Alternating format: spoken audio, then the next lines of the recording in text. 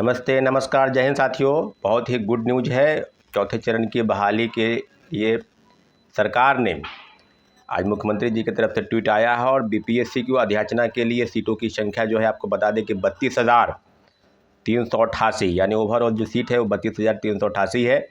और सबसे कम पीआरटी में यानी 1 to 5 में सीटों की संख्या जो है वो 3847 और सबसे ज़्यादा 16,101 यानी पीजीटी में 11वीं से 12वीं जो वर्ग हैं उनके लिए सीटों की संख्या सबसे ज़्यादा है।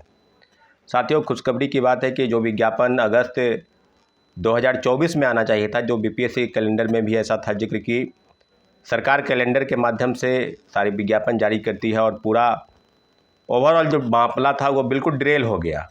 बार बार विज्ञापन की बात की जा रही थी, बार बार आंदोलन हुए, बार बार सरकार की तरफ से दलील दी गई, अभ्यर्थियों को समझाया गया कि विज्ञापन जारी करेंगे इस महीने उस महीने, और ये करते करते पूरा साल बीत गया।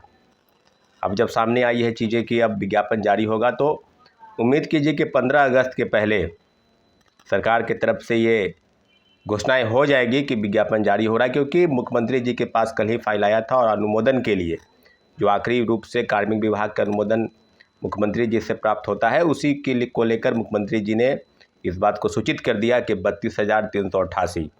लेकिन दो महत्वपूर्ण बिंदु की चर्चा करेंगे साथियों, जो बहुत ही महत्वपूर्ण है। पहला कि कई वर्षों से हो रहे बहाली पर एकल परीक्षा, जिस पर लगातार शिक्षक अभ्यर्थियों की डिमांड थी कि परीक्षा एक ही बार में आयोजित हो, यानी जो पहले की तरह होती थी।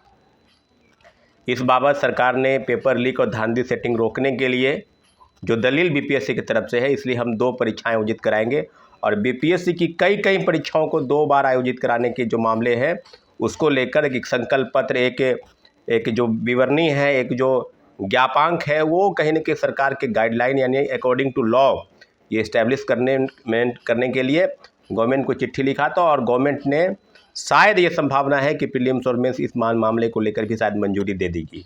लेकिन उम्मीद कीजिए कि जो आगामी बैठक होगी उस बैठक पर शिक्षक अभ्यर्थियों के साथ एक मीटिंग होनी तय है।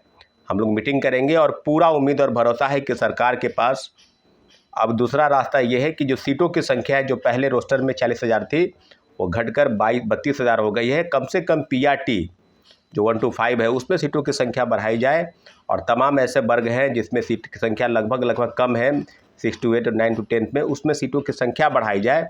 वो सीटों का आंकड़ा अगर ओवरऑल लगभग 40,000 के आसपास हो जाता है तो एक अच्छी बहाली होगी, जैसा कि पहले विज्ञापन जारी होना था जिसको बाद में सरकार ने रोका।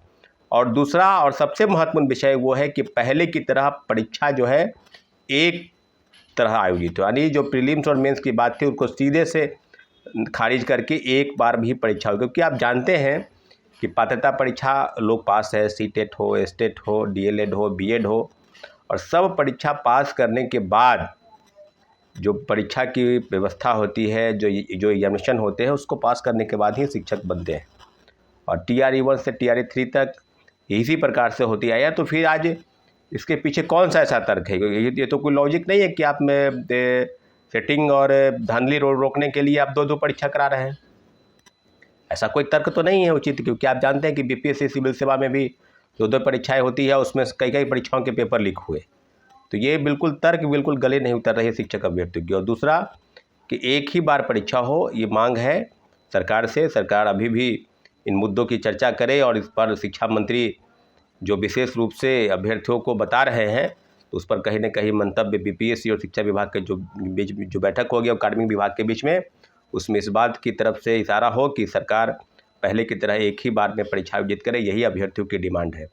और जो 15 लाख अभ्यर्थी हैं जो विगत 2 वर्षों से लगातार सरकार के पास गुहार लगा रहे थे, लगातार हम लोग आंदोलन कर रहे थे, उस आंदोलन पर सरकार की मुहर लगी है और चौथे फेज की बहाली के लेकर माननीय मुख्यमंत्री जी की तरफ से जो भी निर्देशित हुआ है उसका ज्ञापांक और अध्याचना जो है बीपीएससी को भेज दी गई है। और बहुत जल्द जो सीटों की संख्या है 32,000 के आसपास, वो सीटों की संख्या को लेकर विज्ञापन जारी होगा साथियों। लेकिन हमारी मांग है, इस मांग को लेकर हम बहुत जल्द 1 से 2 दिन के अंदर आपको बता दें कि जो एकल परीक्षा है उस परीक्षा पर सरकार आए। और ये जो बहाली अगर प्रीलिम्स और मेंस की बात अगर सरकार मान लेती है तो 2 परीक्षा, तो ये बहाली पूरी बहाली आप समझिए कि एक परीक्षा में अगर परीक्षाएँ अक्टूबर-नवंबर में होगी, फिर रिजल्ट का प्रकाशन होगा 2-3 महीने में, फिर फॉर्म फिलअप होगा 2-3 महीने में, तो पूरी बहाली प्रक्रिया आप उम्मीद कीजिए 27-28 तक चली जाएगी।